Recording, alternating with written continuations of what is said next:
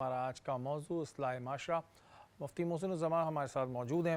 محسن بھائی، آج کے دور میں ہم دیکھتے ہیں کہ اگر ہم کسی کی اصلاح کرنے جائیں تو اکثر جگہوں پہ ایسا بھی ہوتا ہے کہ لوگ ہنگامہ آرائی پہ اتر آتے ہیں، لڑنا جھگڑنا شروع کر دیتے ہیں. ان کے لیے شریعت میں کیا حکم ہے؟ اچھا، سب سے پہلی بات، آپ کبھی بھی اصلاح کا پہلو روکیں نہیں، کیونکہ بہت واضح حدیث ہے اور یہ ہم اس پر پہلے بھی بات کر چکے ہیں کہ رسول کریم صلی اللہ علیہ وسلم فرمایا کہ جب تم برائی دیکھو ہاتھ سے روکو. تو اگر اللہ نے استطاعت دی ہے، اللہ نے قوت دی ہے، تو آپ اسے ہاتھ سے روکیں. کیوں؟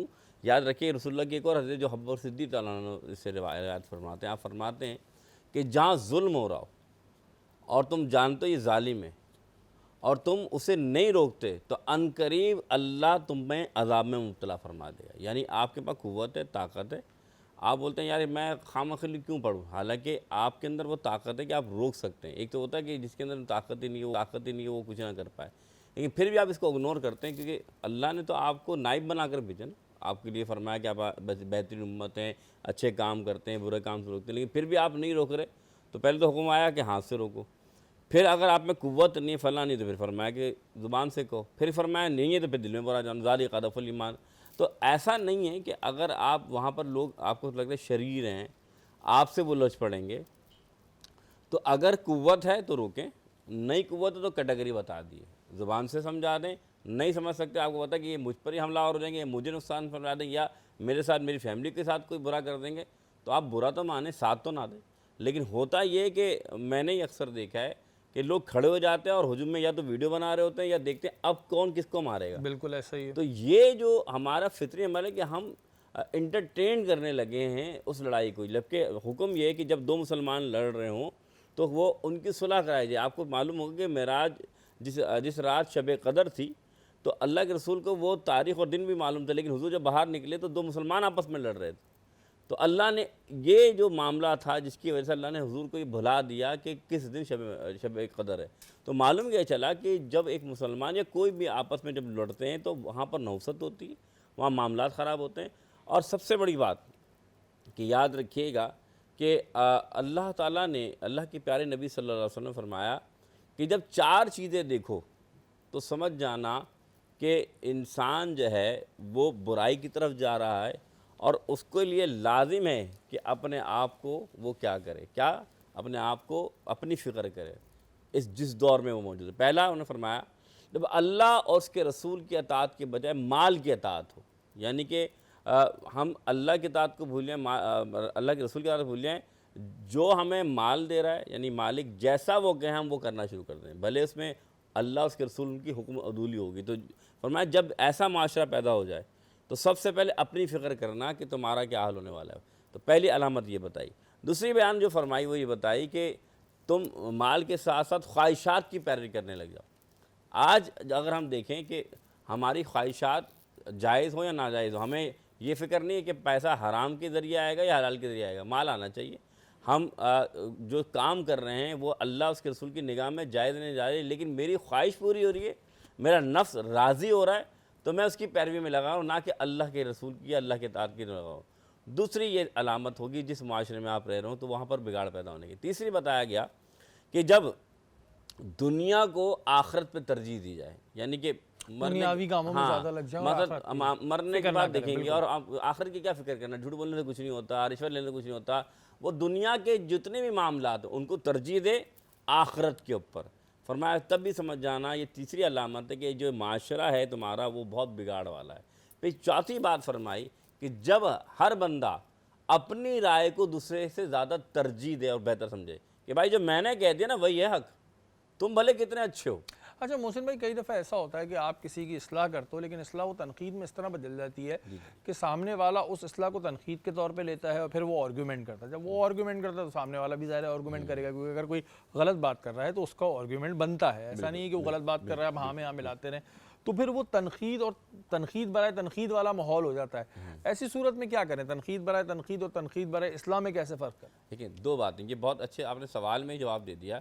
ایک تنقید برائے تنقید بات ہوتی ہے اور ایک تنقید برائے اصلاح بات ہوتی ہے. اصلاح سے بات کہ آپ تو چاہتے ہیں اصلاح کرنا، لیکن دوسرا اس چیز کو اصلاحاً نہیں لے رہا وہ الٹا آپ پہ بلکہ تنقید وہ کر یہ رہا ہے. کہہ رہا ہے کہ یار یہ میرے عیب ٹٹول رہا ہے، عیب بیان فرما رہا ہے. اچھا یہ سب سے پہلی بات وہی بات ہے، آپ کی نیت پر ڈیپینڈ کرتا ہے. نہیں آپ کی نیت بھی اچھی ہے، آپ نیت ایک اچھی اصلاح کے طور پہ کر رہے ہو، دو لوگ آپس میں کر رہے ہیں. ہاں اب اس پہ طریقہ کیا کہ اللہ پھر فرمایا کہ جب ایسا ہے قالوا سلامہ، آپ کیا کریں کہ آپ جب دیکھیں کہ وہ شخص باز نہیں آ رہا، آپ سلام کر کے وہاں سے چلے جائیں. کیوں؟ کیونکہ اس سے معاشرے میں اور بگاڑ پیدا ہوگا. ابھی دو شخص لڑ رہے ہیں، پھر دو کے ساتھ اور چار ملیں گے، پھر وہ بہتر کرنے کے بجائے اور خرابی طرف جائیں گے. لیکن کوشش پہلے کیا کی جائے کہ دیکھیں اگر ایک شخص اصلاحاً مان لیتا ہے، کیونکہ ظاہر سی بات ہے وہ ماننے کو تیار نہیں ہے، آپ کے اوپر واجب ہے، آپ کے اوپر لازم ہے کہ اس کی اصلاح کریں. اصلاح کا طریقہ کار بھی بتا دیا کہ وہ آپ سب کے سامنے نہ کریں، اکیلے میں کریں، برداشت بھی کر لیں. ہاں اچھا ایک چیز جو ابھی آج کل بہت کامن ہے وہ یہ ہے کہ لوگ ٹھیک ہے سوشل میڈیا کے جہاں پہ پازیٹیو ویوز ہیں وہیں نیگیٹو ویوز بھی ہیں، اور وہ آپ کے اپنے اوپر ہے آپ کیسے یوز کرتے ہیں. اتنا عقل شعور اللہ میاں نے دیا ہے. لیکن بہت سی ایسی چیزیں ہیں جن سے بے حیائی پھیل رہی ہے.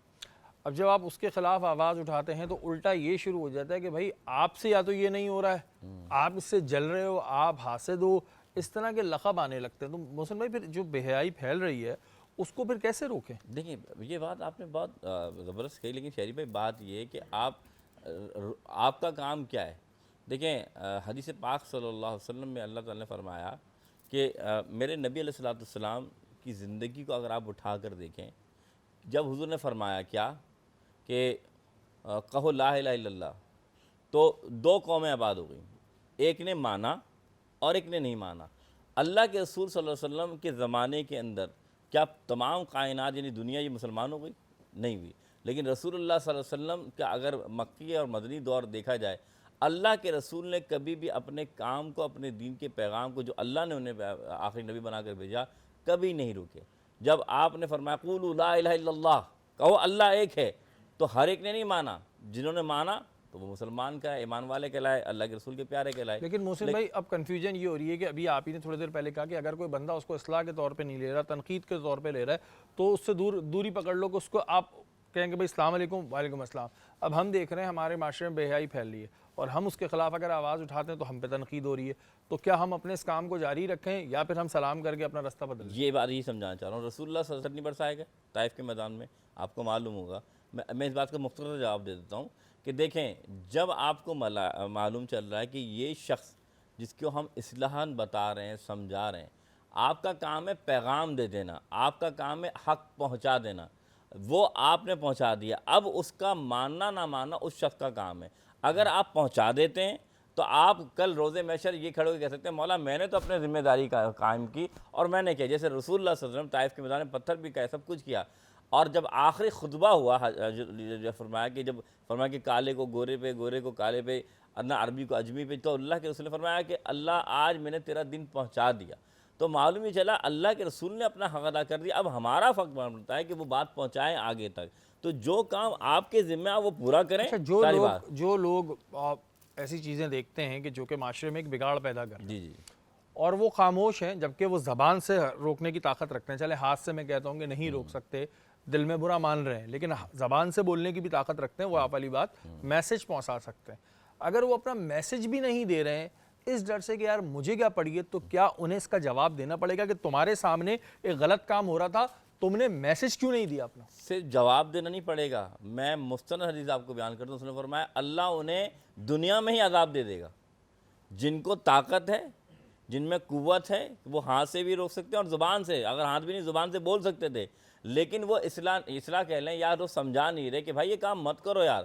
جیسے آج بلکہ اور ملٹے ملوث بھی رہتے ہیں، ملوث نہ بھی ہوں لیکن ان میں قوت ہے کہ وہ روک سکتے ہیں. اگر وہ نہیں روکیں گے، رسول اللہ صلی اللہ علیہ وسلم کی حدیث ہے عنقریب دنیا میں ان پر عذاب شروع ہو جائے گا. بالکل جی. ہمارا یہ آج کا موضوع تھا اصلاح معاشرہ. آپ بالکل ہمیں اصلاح کرنے کا ایک طریقہ کار ہوتا ہے. جیسے میں نے شروع میں کہا تھا اپنے پروگرام کے آغاز میں کہ اصلاح کا مقصد یہ نہیں ہوتا کہ آپ 10 کے بیچ میں جو ہے بدتمیزی کرنے لگیں، تذلیل کرنے لگیں. آپ اس کو تنہائی میں لے جا کے، اکیلے میں لے جا کے سمجھا سکتے ہیں. دوسری بات یہ کہ بہت سی ایسی چیزیں ہمارے معاشرے میں ارد گرد ہو رہی ہوتی ہیں جس میں ہم زبان سے روکنے کی طاقت رکھتے ہیں. زبان سے روکنے کا مقصد یہ ہے کہ آپ اپنا میسج، اپنی آواز اس کے خلاف اٹھا سکتے ہیں کہ ہاں جی یہ چیز بے حیائی ہے، یہ غلط ہے.